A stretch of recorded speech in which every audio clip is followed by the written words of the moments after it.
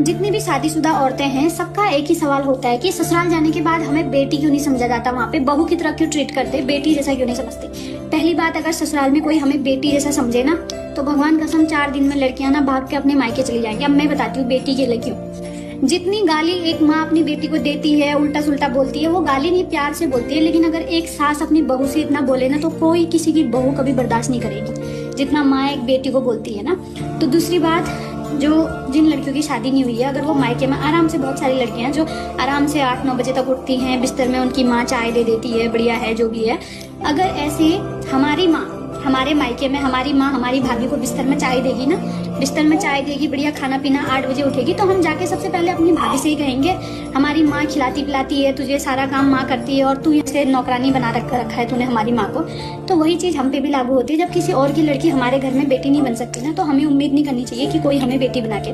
और रही बात बेटी बनने की, तो ना अच्छा है कोई हमें बहू बना के रखता है। अगर हमें बहू नहीं बनाया जाएगा ना, तो हमें अपनी जिम्मेदारियों का एहसास कभी भी नहीं होगा। और जितना बेटी, कोई माँ अपनी बेटी को बोलती है ना, अगर इतना किसी माँ ने अपनी बहू को बोल दिया ना, तो कोई बहू बर्दाश्त नहीं करेगी।